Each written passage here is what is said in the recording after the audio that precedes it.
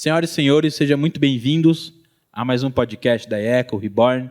Quero agradecer a presença de todos aqui e você aí que está do outro lado da tela. Por favor, eu peço o like de vocês, se inscrevam no canal e deixem o seu comentário sobre essa entrevista que vai acontecer. Se você está nos assistindo pelo YouTube, muito obrigado. E se você está nos ouvindo pelo Spotify, por favor, deixa aí o seu favorito para as próximas vezes você nos ouvir aqui, beleza? Ativa o sininho, lembrando, avisa o sininho também do YouTube, porque assim você consegue, toda vez que chega o conteúdo novo, tanto para a igreja, tanto para o podcast, você já fica atento aí, beleza?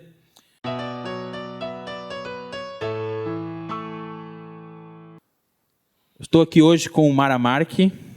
Eu quero, primeira pergunta, saber qual é o seu primeiro nome. Todo mundo te conhece como Mara Marque, ou o pai do Daniel Mara Marque. Isso. Meu nome é Antônio Carlos, mas desde criança as pessoas me chamam por Mara Marque, já há muitos anos. Eu já até quase não me lembro do nome. Às vezes, quando alguém fala Antônio, não é comigo. Não é comigo. Mas e Mara Marque é qual a origem? Italiano. É italiano. E é o pai ou a mãe que é Mara Marque? Os 4 avós. Uma das avós, apesar dela ter passado pela Itália, ela não era italiana, mas todos os avós basicamente são italianos. Bom, eu quero pedir palmas para a produção pelo Mara Marque que está aqui. Muito obrigado. Foi muito bom. Te agradeço de verdade por ter aceito esse convite. Obrigado a vocês. Muito bom. Para quem não sabe, Mara Marque ele é piloto de avião. Hoje a gente vai falar sobre aviação, sobre essa máquina que foi criada através de homens, pelos dons que Deus deu para esses homens. Amém. Bom, vamos lá. Turbulência derruba avião? Olha, essa é uma coisa que todo mundo pergunta às vezes. Turbulência não derruba avião. Aliás, quase nada derruba avião. Normalmente, erros. Mas a turbulência é uma coisa corriqueira do dia a dia. Nós enfrentamos turbulência a todos os momentos. Nas decolagens, nos pousos, existem alguns tipos de turbulência que são característicos no nosso dia a dia. Tem a turbulência por aquecimento térmico, que aquece a terra, e o ar quente vai subindo, e mais ou menos ali, em torno de meio-dia, 1h da tarde, nós temos uma turbulência que se chama convectiva. Também tem a turbulência orográfica, que, por exemplo, aqui em Guarulhos nós temos a pista e morros ao lado. Sim. Quando o vento vem da direção dos morros para a pista, nós temos uma turbulência que se chama orográfica. Ela vem do terreno, o vento passando pelo terreno, que não é uniforme, produz digamos assim, uma camada de vento um pouco mais que não é uniforme, um pouco mais cortada, né? E isso produz turbulência também. Também tem turbulência de céu claro, só em grandes altitudes. Quando a gente está voando acima de 30 mil pés, normalmente você tem o que nós chamamos de correntes de jato, que são ventos mais ou menos a 180, a 200 km por hora de vento. A gente está bem alto. E esses ventos, quando você atinge essa corrente de vento num ângulo não tão favorável, existe o que nós chamamos de turbulência de céu claro. Esta é uma turbulência que nós não podemos prever. Você não vê, não tem nuvem. Mas as turbulências hoje têm radares que já prevê. Mas alguns tipos de turbulência você prevê, outros não. Turbulência de nuvem associada a nuvens, tranquilamente você prevê, não apenas com radares de solo, mas também com o radar do avião. Sim. E sempre que você vai estar fazendo uma aproximação ou qualquer coisa, vai fazer um desvio de uma célula de tempestade, uma célula de nuvem pesada, que nós chamamos de CB, que é um cúmulo-nimbus, são 2 tipos de nuvens associados. Neste caso, nós precisamos pedir autorização, porque tem muito avião chegando, e às vezes você não tem como desviar. Tem avião embaixo, tem avião em cima, tem avião do lado, tem avião de qualquer lado, e às vezes você...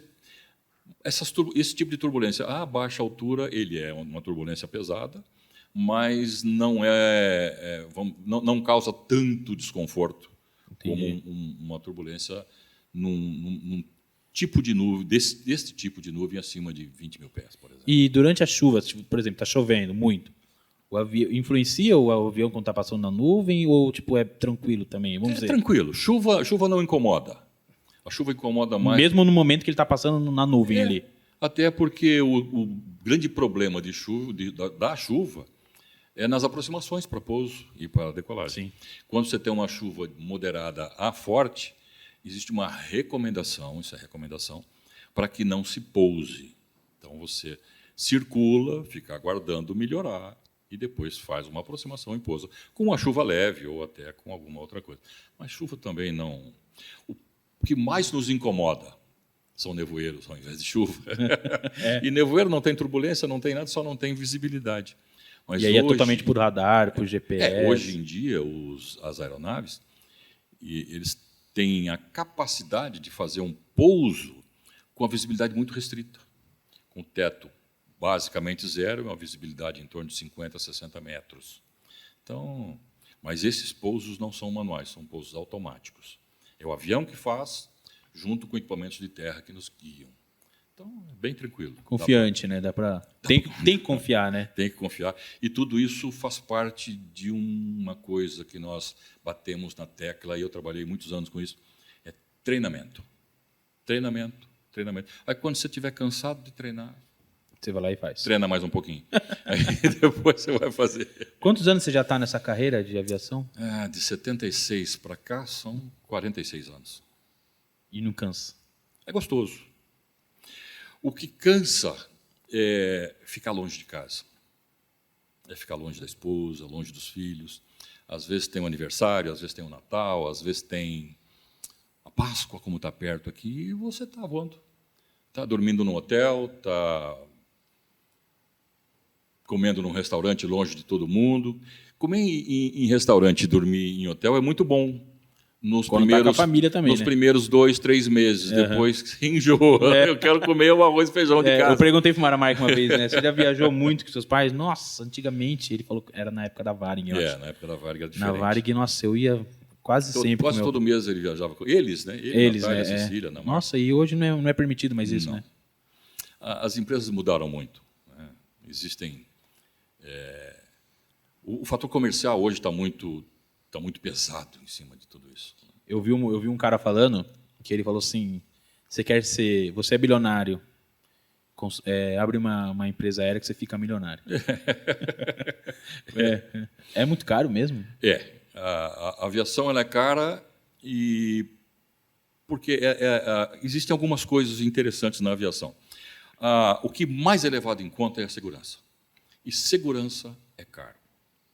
Onde você estiver trabalhando, você vai trabalhar com segurança, é caro. Sim. Então, às vezes, você, por causa de um vento de cauda, você não pousa, você tem que arremeter, fazer um novo procedimento, e aí lá se vai mais uns 200 ou 300 litros de combustível, uma voltinha.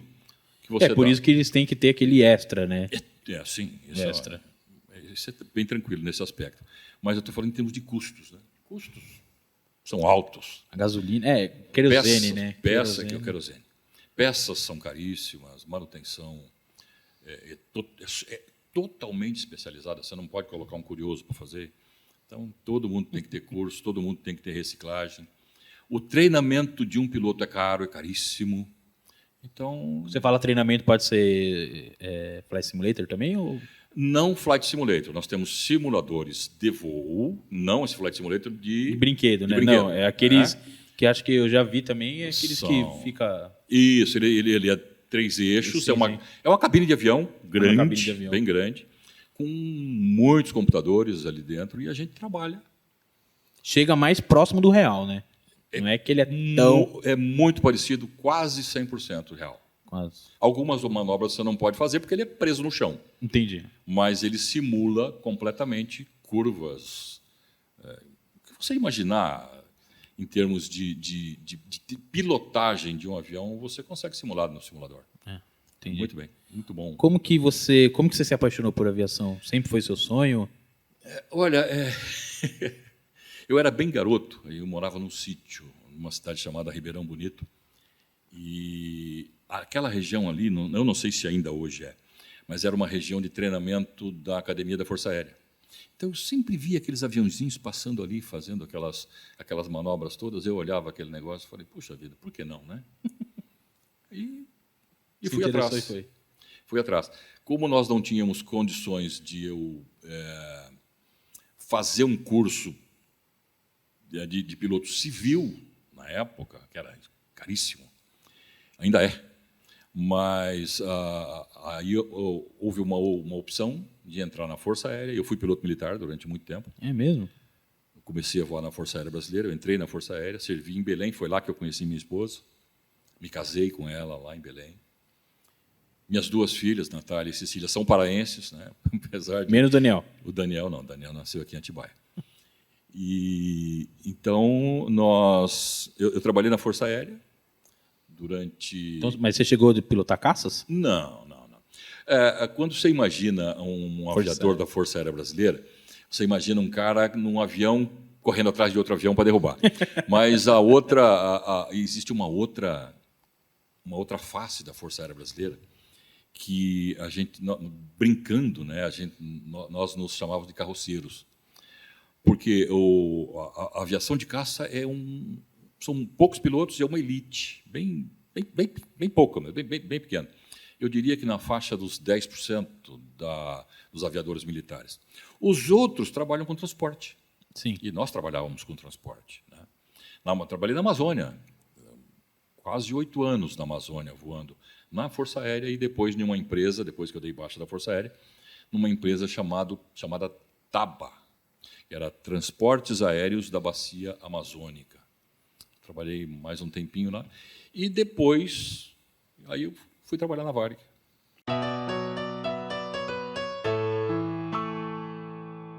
Quando que ela quebrou de vez? Por que ela quebrou? Eu escuto muita gente falando, mas você que trabalhou lá... Eu posso falar algumas coisas aqui que não seriam muito... né, como é que eu vou dizer assim? Aconselháveis. Mas a Varig quebrou politicamente, né, na época do governo do presidente Lula. Por diversas razões. Uma delas foi que a administração da Varig, na época, ela não era uma administração extremamente profissional, mas era uma boa administração. Mas algumas coisas aconteceram e eu teria que entrar num campo político aqui para a gente poder discutir. Eu acho que não vale a pena. Até porque não é o nosso foco, não é a nossa intenção discutir política. Mas foi numa época em que eles destinaram 700 milhões para um metrô da Venezuela e a Varig ela não precisava de dinheiro, ela precisava de rolar a dívida, né, Entendi. que ela tinha com o governo, Petrobras e mais algumas empresas, Caixa Econômica, e eles não permitiram. Então, foi... Nossa. Nós sabemos os porquês. Sim. Mas eu não quero entrar nesse detalhe agora. Não, podemos conversar em off depois. Mas agora porque muitos falam, né? Era uma baita de uma empresa. Era. Possivelmente estaria até hoje no mercado. Seguramente. Né? Estaria. Eu vejo muito podcast, vejo muita gente falando que quem inventou o avião não foi Santos Dumont. Aí eu perguntei pro Daniel, o que você acha? Ele falou, cara, eu já sei a resposta do meu pai, mas é melhor você perguntar para ele, né? A gente estava até falando mais cedo sobre isso, né? Que você falou, o Santos Dumont é um orgulho para o Brasil. Sim. E tem também os irmãos Wright. Os irmãos Wright, lá da Carolina do Norte, lá nos Estados Unidos. Né? Olha, o que eu vou te dizer? Depende de como você encara o que é a invenção de um avião. O Santos Dumont, ele bolou um avião, 14 bis, com um motor, ele conseguiu decolar, fazer um voo. O primeiro voo dele durou 22 segundos, né? Foi uma coisa rapidíssima. Mas se você contar 22 segundos no relógio, demora um pouquinho. Aí ele decolou, 22 segundos depois ele conseguiu pousar. Os irmãos Wright, eles não decolavam, eles eram catapultados. Tinha uma catapulta em cima de um morro, empurrava o avião com uma força muito grande, e esse avião saía e voava um pouquinho também, caía lá na frente. Ele mais planava do que voava, né? Era diferente do Santos Dumont. Basicamente um planador. O Santos Dumont também, o 14 bis também, só que ele tinha um motorzão que conseguia fazer com que ele voasse. Mas quem inventou o avião? É difícil dizer. Mas difícil dizer pelo seguinte, depende de como você encara. Um avião precisa decolar para pousar? Ele precisa decolar com um motor para pousar ou ele pode sair como se fosse uma pipa e depois virar um avião? Isso foi o que os irmãos Wright fizeram, né? Então, eles fizeram 3 anos antes, foi em 1903, numa cidade chamada Kitty Hawk, na Carolina do Norte. E o Santos Dumont foi em Paris, no campo de Bagatelle.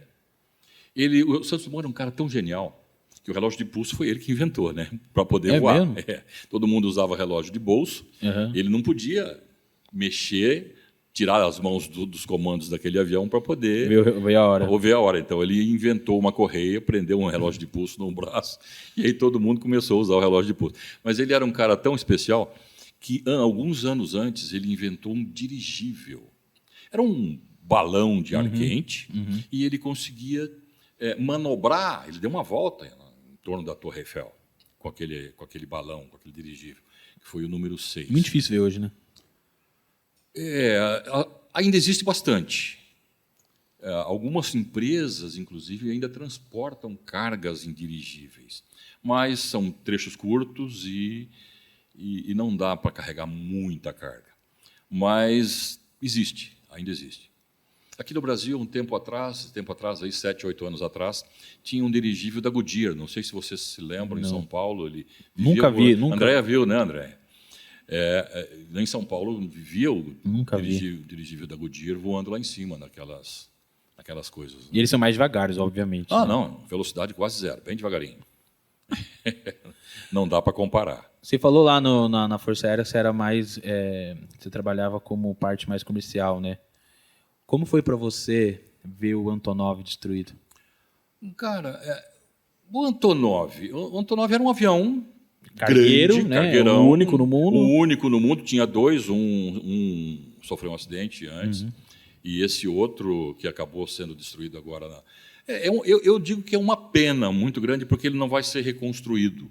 E nenhum outro avião vai ser construído, mais ou menos, nessas formas ou nesse tamanho, porque comercialmente é inviável. É muito caro. Então, é mais fácil você pegar 3 aviões pequenos, ou de uma capacidade de carga menor, e transportar essas cargas em aviões menores. A não ser, como já aconteceu, que não havia a possibilidade de cubagem, porque ele é imenso, ele é muito grande. Então, por cubagem, algumas cargas poderiam ser transportadas e era caríssimo, né? Nossa, mas quando eu vi lá, falei, como que pode, né? A gente fica guerra chateado, que tá tendo, né? Mas faz parte de um contexto, né, de guerra, enfim.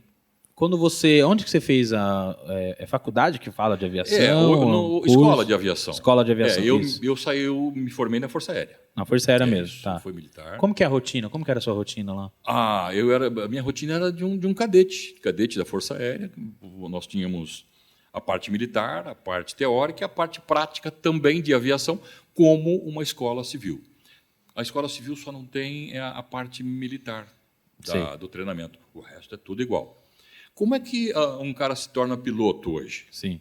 Vamos tentar colocar isso. Tanto comercial quanto privado, né? Civil, assim você fala? Ele tem que começar como privado. Tem que começar. É uma carreira, é uma linha. Né? Tá. Então, para o cara obter a licença de piloto privado, ele precisa fazer um curso teórico.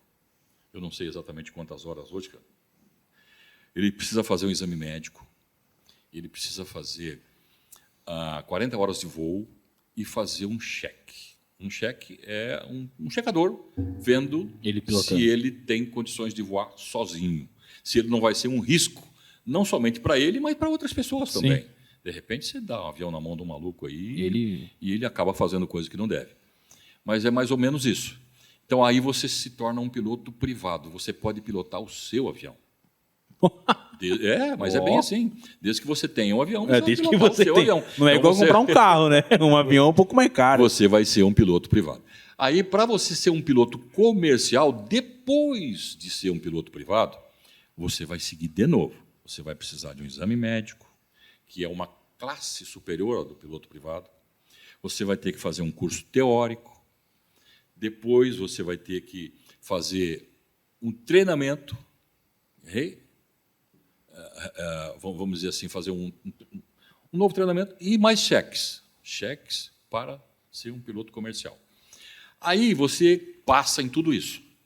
Aí você precisa pilotar um avião bimotor, porque em monomotor você dificilmente vai conseguir um emprego. E tudo isso, para você ser um piloto comercial, você precisa ter 250 horas no mínimo.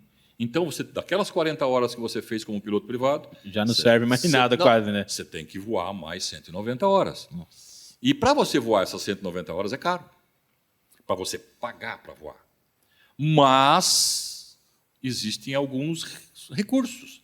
Por exemplo, quando eu voava na Amazônia, tinha muitos pilotos que nós conhecíamos aqui do Sul, que eles iam para lá e carregavam o avião, descarregavam o avião e abasteciam o avião e ajudavam o pessoal para poder fazer horas de voo lá. Para completar as horas de voo de graça. De graça.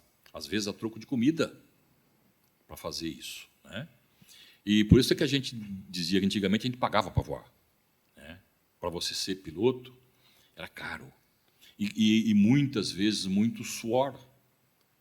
E, enfim, mais ou menos assim. Fora que naquela época realmente pilotava avião. Hoje decola, aperta um botão... É um pouquinho diferente. Depende dos aviões, né? Depende do tipo de avião que você está voando. Sim. A maioria dos aviões ainda hoje em dia são manuais, principalmente os aviões pequenos, menores, e você precisa trabalhar no manche. E é gostoso também, né? Senão, é gostoso. Você compra você pilota um avião e coloca no piloto automático, meu.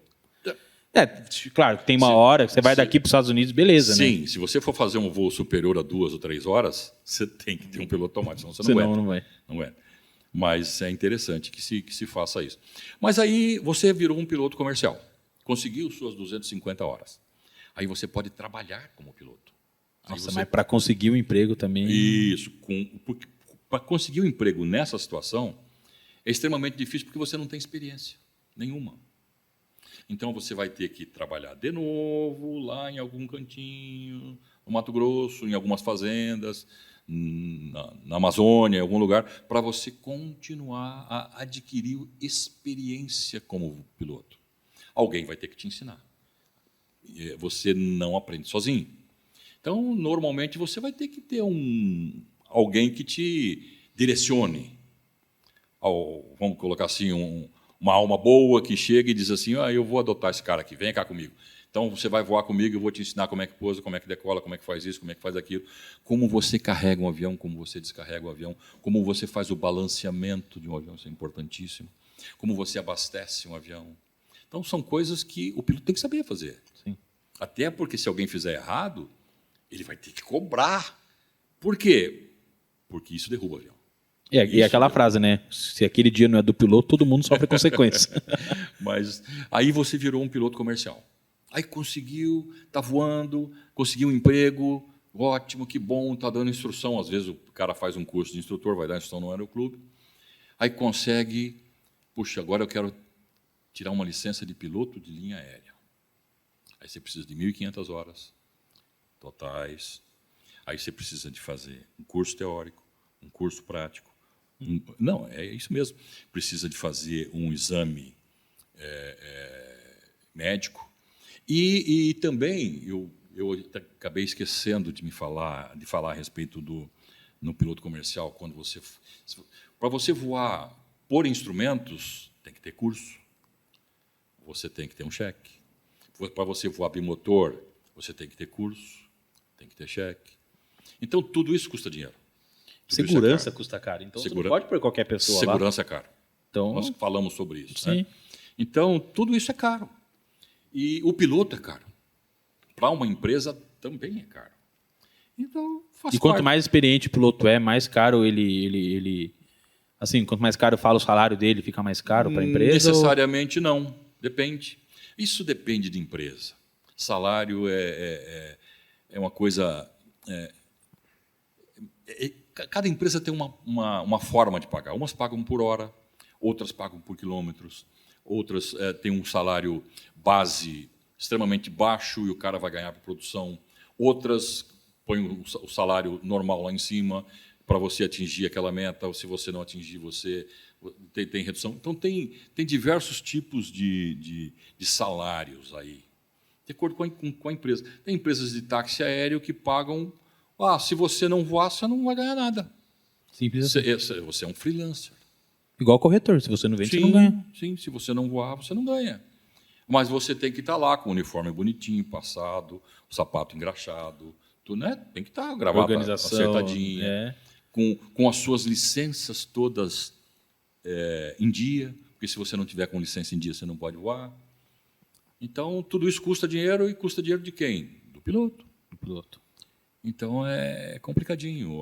Agora, quando você está numa empresa aérea já estruturada, todas essas despesas passam para a empresa. Tudo passa para a empresa. E você só é eu não gosto do termo colaborador. Você é um empregado. Então, ele tem que te dar sapato, tem que te dar calça, tem que te dar camisa, gravata, o cap, paletó. O uniforme, para que todos andem da mesma forma. Fica estranho você ver, aquele cara da empresa tal, um está com a camisa amarela, outro está com a camisa vermelha, outro está com a camisa preta, mas a calça de um é jeans, o outro está com... Então, não. Uniforme. É uniforme. Pra Identificação, né, da empresa. Até isso faz com que o marketing da empresa seja valorizado. Sim. Tudo, né? É engraçado que a gente vê muito hoje as pessoas que não gostam muito desse tipo de organização de empresa. É necessário. E aí você vê a aviação, ela é completamente... É necessário. A aviação civil, ela veio como um ramo da aviação militar. Então, ainda tem alguma coisa da aviação militar. Sim. Então, é tudo muito padrão, muito padronizado, muito estruturado. É tudo certinho. Então, a gente não pode sair muito desse eixo, né? E sempre vai ser, né? Sempre vai ser. Sempre vai ser. Qual o país mais longe você já foi? Mais longe? Em termos de horas? É isso que eu não entendo de aviação. Se é por hora, porque tem fuso horário, mas eu sei que... Não. Porque você pode, por exemplo, voar 12 horas com vento de cauda e... exatamente. E eu já vi também que... E mais longe? Para a área comercial existe um horário só específico. Isso. É o horário da aviação, vamos dizer. O horário de decolagem é o principal, é o principal fator, e o horário de pouso é óbvio que você tem aí como é que eu vou dizer assim, uma gama, tempo determinado? Uma gama de possibilidade de atrasos. Né? Tá. Você pode ter um vento de proa, você pode ter que fazer um desvio meteorológico, você pode ter que fazer uma espera porque o aeroporto está fechado. Então, há a possibilidade de um atraso. Isso é normal e, às vezes, esse atraso atrasa outros voos, porque esse avião tinha que pousar, desembarcar passageiros, ser limpo, ser reabastecido, a manutenção dá uma verificada no avião, o piloto faz uma inspeção no avião a cada pouso. Sim. A manutenção faz, o piloto também faz. E para onde você foi que é mais longe? O lugar mais longe, mais a leste que eu fui, vamos dizer assim, em termos de hora de voo, está muito parecido. Ou você vai em 12 horas e meia daqui a Frankfurt, e por lado de cá, para o oeste, dá mais ou menos 12 horas e pouquinho para Los Angeles. Tá? Nunca foi para o Japão? Nunca fui para o Japão, nunca fui para a Ásia. Os aviões que eu voava na época da Varig, até por opção minha, né? Eles não voavam para esses lugares. Entendi. Né? Então... eu quero entrar num assunto agora bem delicado. Você já estava falando em off ali. É um assunto que, né? Como que você lida com os acidentes de hoje em dia? Principalmente com as notícias, do jeito que ela é exposta nas mídias. Nós temos uma visão diferente de acidente. Por que eu digo uma visão diferente? O acidente, hoje em dia, vou falar em percentual, mais de 80% dos acidentes, tem uma sigla que a gente usa que é CFIT, Controlled Flight into Terrain. O voo controlado diretamente para o chão. O avião não tem problemas, o tráfego aéreo está bom, o tempo está bom, mas o piloto não está. Então, esse piloto acaba levando esse avião controladamente até o acidente. É impressionante, mas isso criou alguns trabalhos em aviação, né, para se evitar isso. Isso não é coisa nova, isso já vem dos anos 70, 80. Nos anos 80 apareceu no Brasil, mas isso já havia nos Estados Unidos antes, quase 10 anos antes, que é uma coisa chamada CRM, que é o Crew Management como é que é? Resource. É você gerenciar os recursos que você tem dentro da sua cabine. Você pega todas as informações disponíveis para você fazer um diagnóstico do que está acontecendo. Por exemplo, está piscando uma luz de óleo. Dando um exemplo, luz de óleo do motor. Opa, o que eu vou fazer? Então, eu tenho que verificar algumas coisas. Eu tenho um indicador de pressão, eu tenho a temperatura do motor, eu tenho a potência do motor que não está variando, eu tenho algumas coisas. Opa, isso pode ser um mau contato? Pode, é uma lampadinha. Mas pode ser que não seja. Também não pode pensar dessa forma. Sim, mas eu preciso ficar de olho nele. Sim. Então, esse voo passa a ser um voo mais tenso, um voo mais trabalhoso, um voo mais complicadinho. Mas são coisas que você vai trabalhando com os recursos que você tem. Você tem um cara do seu lado. Isso que eu ia perguntar. O copiloto ali... Isso. Antigamente, os pilotos não davam muito ouvido, muita atenção para copiloto. Né? Já ouvi... Bom, eu só escuto coisa da internet, então não sei. Isso é verdade. Isso é verdade. É verdade e a maioria das empresas do mundo, por isso que criou-se esse CRM, né? O Crew Management Resource, para você fazer toda essa análise. Eu tenho um cara aqui do lado que pode estar vendo alguma coisa que eu não estou vendo. Mas eu tenho 20 mil horas de voo, ele está com 1.500, está começando a voar agora. E daí? Mas ele está vendo uma coisa que você não está vendo. Pode ser. Ele pode estar num momento muito mais de atenção do que eu, muito mais atento. Olha como por você ter muitas horas de voo, você já está acostumado, né? Sim. Você acha você que... acaba se achando inviolável. Nada acontece comigo. Nunca aconteceu, não vai acontecer agora. Não vai acontecer agora. É mais ou menos isso.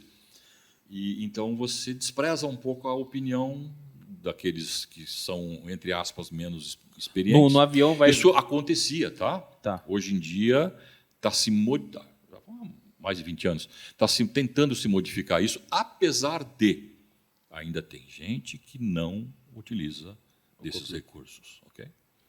Infelizmente. Quando você vai viajar, por exemplo, vai você de piloto, comandante, vai o copiloto e vai outro piloto ou não? Deixa eu só completar a parte anterior. Você falou a respeito de acidentes. Como é que eu encaro? Como você lida isso? Olha, conhecendo bastante como a gente trabalha, como a gente tem que lidar com isso tudo, existem algumas coisas interessantes, né? Existem erros, todos erram, mas existem também violações. A violação é um erro intencional. Por exemplo, eu vou te dar um exemplo claro. Eu tenho que pousar em São Paulo. Mas o tempo não está muito bom. A empresa me disse que quando o tempo está assim, eu tenho que ir para o Rio de Janeiro. Espero no chão, melhora, eu venho. Mas é minha última etapa de voo, eu vou para casa depois de um voo de 6 dias. Estou 6 dias voando, eu quero ir para casa, eu estou doido para ver minha família, comer o macarrão da minha esposa e jantar junto com ela, né? Até porque a gente fica muito longe de família. E eu vou pousar. Aí o cara vem, ele força uma situação e acaba criando um acidente. Entendi. Então, essas coisas acontecem. É bom a gente definir, isso inclusive para a vida do dia a dia nossa. O que é erro e o que é violação? Violação é um erro intencional. Eu vou errar porque eu quero. Eu estou cometendo uma violação. Infração, né? E isso é uma coisa muito, muito interessante também que acontece na aviação. E sabendo de tudo isso, e conhecendo a história da aviação, a gente sabe que os acidentes são muito raros, mas normalmente acontecem em fases de pousos e decolagens. Normalmente. Aquele em São Paulo, acho que, se não me engano, 2007. Eu estava lá. Em Congonhas. Tava na hora. Eu estava iniciando o pushback para fazer um voo para Florianópolis. E o cara da torre, as aeronaves que estão em procedimento de táxi pushback retornem aos seus lugares de origem. Voltamos. Tava chovendo mesmo aquele dia, né? Chuvisco. Pelos que falam. Chuva fina, bem fina, chuvisco. É mesmo? E o que fez? Eu prefiro você explicar do que eu ouvir, porque a sensação de alguém explicar. O que aconteceu com aquele acidente? De fato. De fato. Houve um erro muito grande. Mas isso é aquilo que você falou. Não, mas isso... O cara que Não. Esse erro que eu digo é um erro sistêmico. Não foi um erro só do piloto. Foi um erro de todo o sistema. Quando eu digo todo o sistema, inclusive do sistema Airbus. Porque houve uma falha e essa falha houve quando ele trouxe as manetes para a posição de marcha lenta, de idle, uma das manetes não veio. Ou melhor, a manete veio, mas a potência ficou com uma coisa chamada thrust lock, que a gente chama. O thrust veio, o thrust lock, e a potência ficou lá em cima. E ele não conseguiu desacelerar o avião e depois que aconteceu tudo isso, deu-se como morreu todo mundo, a culpa acaba sendo sempre do piloto, né? E a culpa não foi só dele, foi de todo um sistema. E, enfim, aconteceu que aí começou-se a ter treinamento para esta falha, que era uma falha que não era prevista nos manuais. Entendi. É uma falha que existe, mas não era prevista. Imagina, dá uma falha na hora que você vai reduzir. É um absurdo. Em milhões e milhões de decolagens nunca aconteceu. Eu não estou falando de uma, duas, estou falando de milhões. Quantas não tem? Por dia, né? Só a TAM fazia 950 por dia. Nossa. Então, você imagina o resto das empresas que tem por aí, né? Então, e anos, nunca aconteceu. Aconteceu aqui, no aeroporto, que não era previsto. Se acontece em Guarulhos, não acontecia nada. Se acontecesse no Rio de Janeiro, não acontecia em Brasília. Não ia acontecer absolutamente nada. O avião ia parar meio perto da pista, ali, no final da pista, ele ia cortar o motor, ele ia dar um jeito de parar o avião. Mesmo que saísse da pista, ninguém ia morrer. Entendi. Ninguém ia se machucar. Mas, infelizmente, foi no lugar errado, na hora errada. E aconteceu. Um erro de todo o sistema. Não foi apenas do comandante. Que, por sinal, eram dois comandantes, e eram dois comandantes já bastante voados. Eles eram bastante experimentados. Entendi. Né? Aconteceu na hora que não podia acontecer. Sim.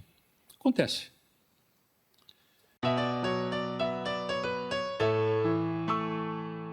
Resumo de uma maneira bem resumida, do nariz do avião até a cauda.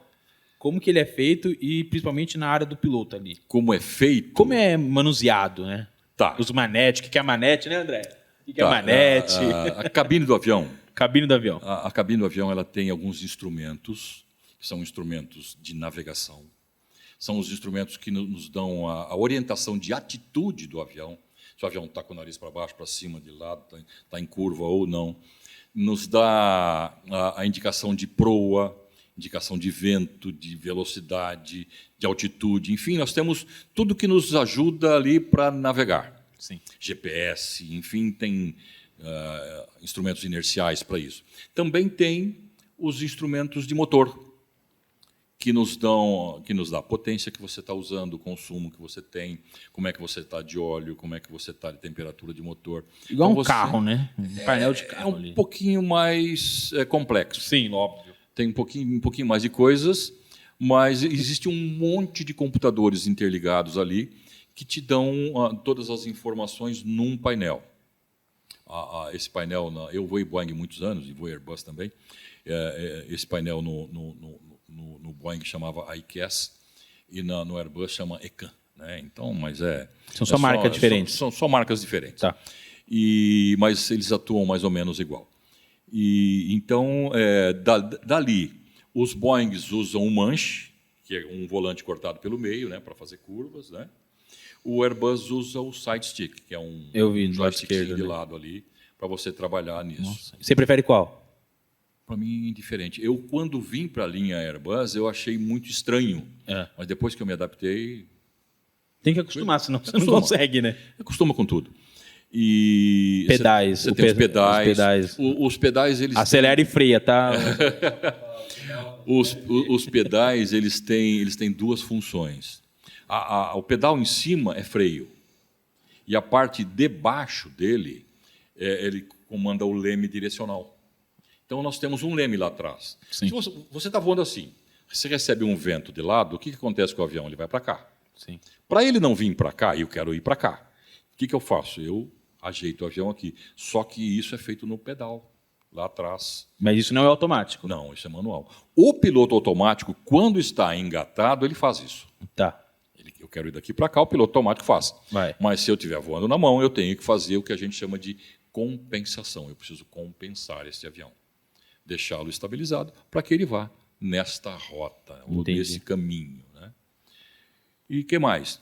A partir dali, da cabine para trás, ali eu tenho circuit breakers, que são os fusíveis, né, de eletricidade, tem máscaras de oxigênio, tem machadinha, tem equipamentos para você pegar fogo, por exemplo. Você tem como usar, não as máscaras de oxigênio comuns, mas como um bombeiro para você apagar fogo. Nós temos tudo ali. Entendi. E na parte de trás, né, onde os comissários trabalham, também tem um monte de equipamentos, muitos equipamentos, e eles trabalham basicamente, os comissários ali, com segurança. O comissário vai servir, eles aproveitam o tempo e servem. O trabalho de um comissário, o comissário é um fiscal de segurança. Ele trabalha com segurança. Ele é um agente especialista em segurança de aviação. Então, o que se faz? Ele vai cuidar da segurança. Olha, tem um cara que está sem cinto, nessa hora não pode estar sem cinto, tem que estar com cinto, a cadeira tem que estar para cima. Muita gente não entende, quer decolar com a cadeira lá atrás. Isso é o maior erro, e não somente para os outros, mas para ele também. Se você interromper uma decolagem, ele vai ter um problema muito sério nas costas, porque a freagem é tão violenta que ele pode bater a cabeça lá na frente. Então, quanto mais ereto, quanto mais com postura correta você tiver durante uma decolagem, é melhor. Enfim. Lembre de ligar o modo avião no celular também, para o avião ir mais rápido. Isso é bom. Isso, algumas empresas já estão trabalhando com uma blindagem, mas ainda não é 100%. Mas no modo avião você pode trabalhar, inclusive, com o Wi-Fi do avião. Sim. Você tem Wi-Fi dentro do avião, hoje em dia você pode trabalhar Nossa, em cima. mas até lá em cima o povo quer... Direto. E se não tiver, reclama. E quando tem, e a empresa geralmente cobra, né? Faz parte. Teve algum momento que você estava pilotando e começou alguma coisa no avião, você falou, meu Deus, por favor. Às vezes, diferente de Mayday, meu Deus. Às vezes os passageiros e o tráfego aéreo nem ficam sabendo basicamente do que está acontecendo. É bom até, né? Porque você vai gerar pânico para quê? Uhum, né? Sim. Então, às vezes, você tem que cortar o motor, às vezes você tem que desligar. Então, você faz um procedimento normal, entre aspas, é normal, mas o avião ele é basicamente fail-safe, quer dizer, ele é a prova de falhas. O que significa isso? Você sempre tem sistemas redundantes. Eu tenho 2 sistemas de navegação, eventualmente eu tenho 3 sistemas de navegação. Pode falhar um, pode falhar 2, eu tenho um terceiro. Então, eu tenho 2 motores, o avião voa com um só. Então, tem um monte de outras coisas que a gente chama, que é a prova de falhas. Por isso, é muito difícil um avião cair por uma falha mecânica. Existem formas de você tratar falhas mecânicas, existe treinamento para isso. Né? Até fogo, bomba a bordo, tem treinamento para isso. Uma turbina começa... Isso é outra coisa também que muita gente fala. O motor, a gente chama o motor começa a pegar fogo... Sim, você corta o motor. Só corta? Não, você corta o motor, você tira a alimentação de combustível dele e você tem garrafas de extinção. Extintor de fogo, lá no motor. Você dispara da cabine.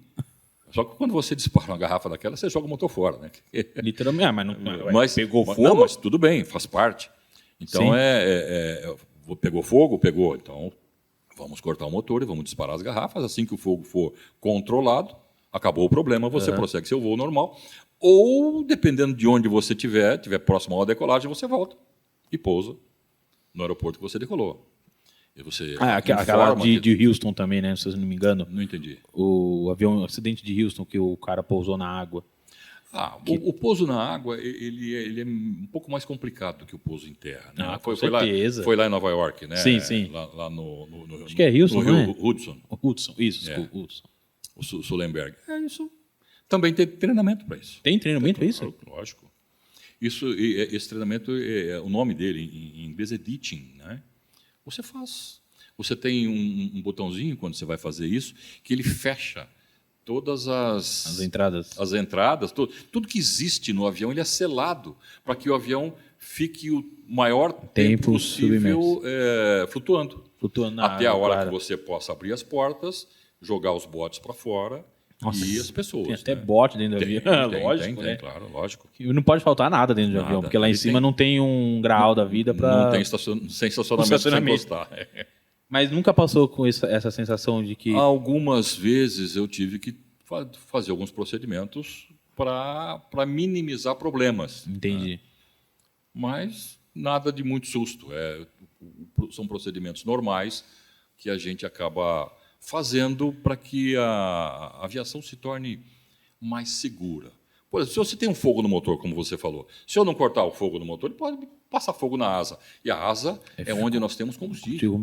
Tanque. E ali pegar fogo em combustível. Pegou fogo na asa, abraço. Né? Aí fica mais complicado. Então você corta o motor, desliga, ele fica quietinho lá. No caso, assim, vamos colocar um momento extremo, né? 2 motores pegam fogo, para de funcionar. Como a gente viu recentemente vídeo que fizeram, o avião cai. O avião não cai de ponta. Dessa forma, não. Mas se o piloto colocar, vamos supor, mas aí já é suicídio.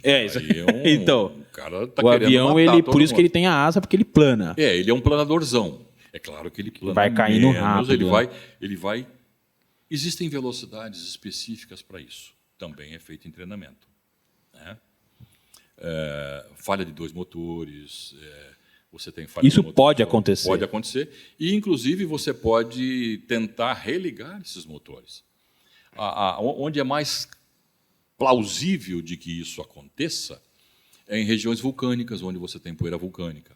Que aí pega aí entra aquela cinza vulcânica e entope os bicos injetores. E aí não tem jeito, aí não tem combustível que entra, não tem como queimar combustível. Essa é a parte mais complicada. Então, você sabe que tem cinza vulcânica lá, volta. Entendi. Então, não arrisca, né? Não vai arriscar. Não tem jeito.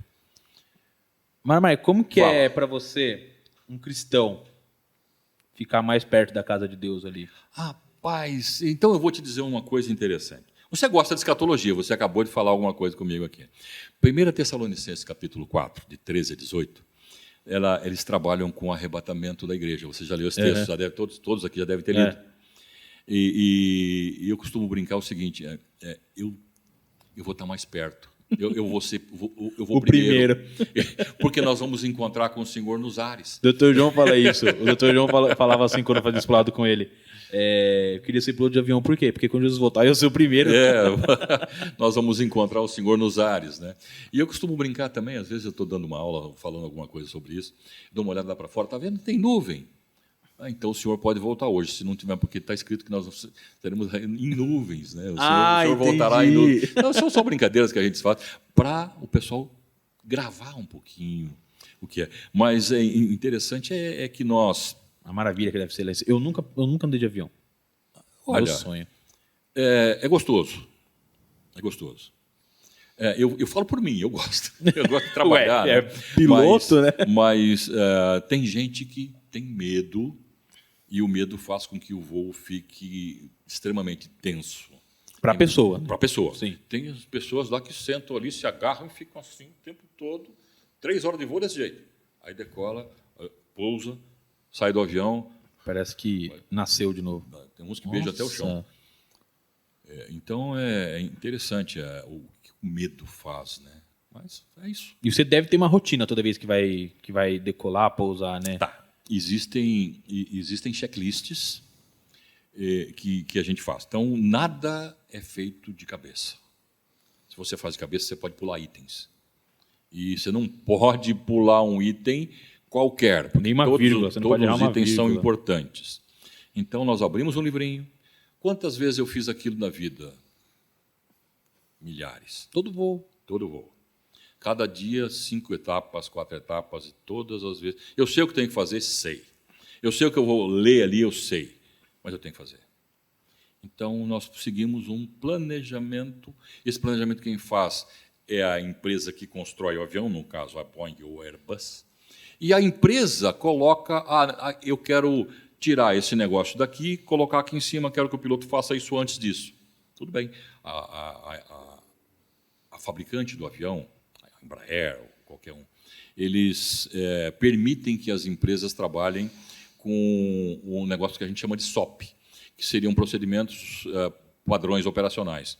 Então, todo mundo faz. Se você pegar um piloto, o piloto da TAM, o Zezinho da TAM voa igual o Paulinho da TAM. Você vai ver os caras voando. Ué, mas os caras fazem a mesma coisa no mesmo tempo, a hora que tem que fazer. Todos eles voam iguais. Todos os pilotos de uma companhia aérea voam da mesma forma.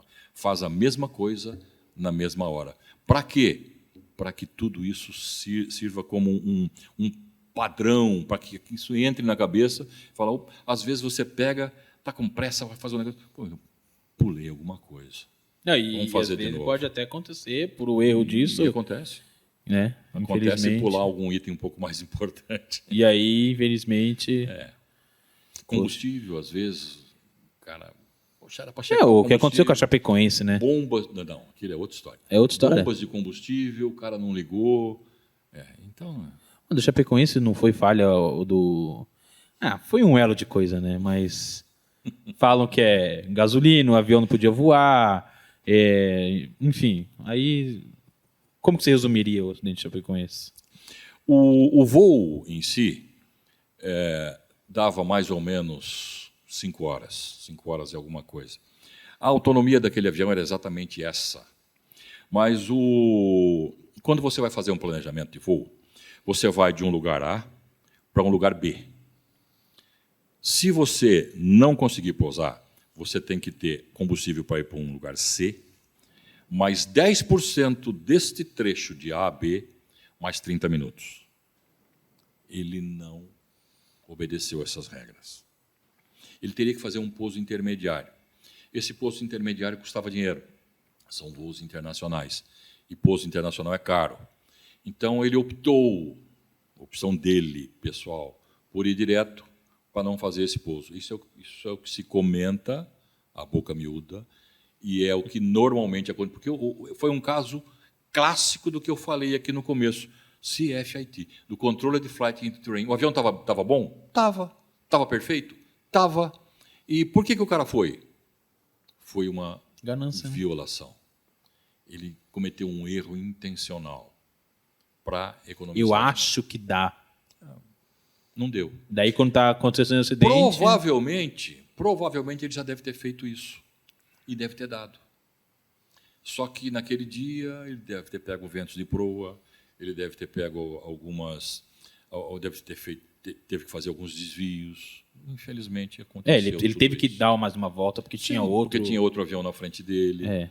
Então, infelizmente, essas coisas, violação...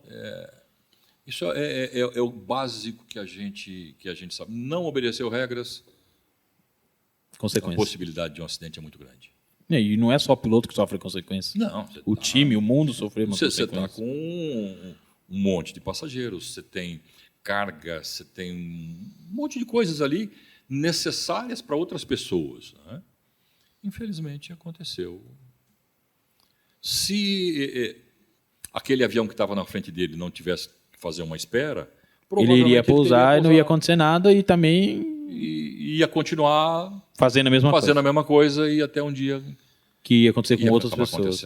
Então, basicamente foi isso. Antônio Carlos Maramarca, então. Isso, Antônio Carlos. Quero te agradecer pela presença. Eu que agradeço. É muito bom estar aqui com vocês. Aliás, eu sou filho dessa igreja, apesar de não estar aqui hoje. Sim. Maramarca, quando eu era criança, já... Mãe, chama o Maramarca para em casa, quero falar sobre o avião. Quero andar de avião. Quero agradecer. Muito provavelmente a gente vai ter outros entrevistas. Estou à disposição de vocês. Não sei quando. Uma hora ou outra pode te chamar para ir voar. É possível. Eu espero que sim. Espero que sim. Então, vamos aguardar que tudo isso aconteça. Que bom. Muito obrigado novamente por ter aceito. Quer mandar algum recado para a mulher, para os filhos? Eu gostaria até de falar uma coisa aqui que Fique à vontade. Às vezes a gente nem não fala, mas eu queria louvar a Deus pela minha esposa.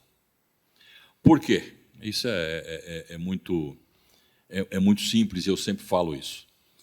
Durante muitos anos, ela foi mãe e pai, e eu fora de casa. Às vezes, fora de casa, por telefone, conversava com ela, tentava resolver as coisas. Quando você chega em casa, trabalha meio como bombeiro, apaga um fogo aqui, um fogo ali, ajeita tudo, mas... E vai embora de novo. Quem é que segurou as pontas todos esses anos? Foi ela. Louvado seja Deus pela vida dela. Nós estamos 42 anos de casados. Que vem mais 42, então, né? Que bom. Louvado seja Deus por isso. Amém. Amém. Obrigado, meus irmãos. Foi muito bom estar aqui com vocês. Eu que agradeço. Eu estou à disposição. É um assunto que eu gosto muito, aviação, uma coisa que eu gosto muito. A aviação é muito técnica. Tá. Às vezes eu fico procurando termos, porque na minha cabeça vem termos técnicos. Não tem como. E eu fico procurando termos não tão técnicos, para que o pessoal possa entender. Entendi, sim. Mas faz parte. Às vezes eu tento, às vezes eu consigo, às vezes não, mas eu estou à disposição de vocês. Bom, é isso. Quero agradecer a presença de vocês. Se vocês ficaram até aqui, tomara que vocês tenham ficado. É obrigação de vocês ter ficado até aqui. Deixa seu like, se inscreva no canal também. Se você tiver mais interesse sobre aviação, provavelmente as redes sociais do Maramarca vai estar aqui embaixo. Se ele não estiver voando, se ele puder também conversar um pouco com você, fique muito bem à vontade, tá? Novamente, muito obrigado. Vamos marcar outros. Vai ser muito bom. Vai ser muito bom. E, se Deus quiser, com o Jean, com o Dr. João... Por que não? Vamos conversar, né? Vamos conversar. É isso, então. Muito obrigado e até a próxima. Vento de cauda e vento de proa. Tá. Obrigado. Isso É um making off. A gente sempre posta um... É em off ou é em on? Tipo 2 minutos. Oi? Ele fica no... Acabou. Aí Tá. fica um preto e branco e ele vai entrar essas coisas. Tudo bem. Pode perguntar. O que é vento de proa e vento de... Esqueci. Vento de cauda. Vento de cauda. Tá. E o que é aquele tesoura? Quando você está parado, um vento bate assim meio do seu lado, te despenteia o cabelo. Você normalmente aproa o vento, né? Para que esse cabelo não fique tão desarrumado na cabeça. Então, é o vento que vem de proa, ele vem na tua cara. Você está voando.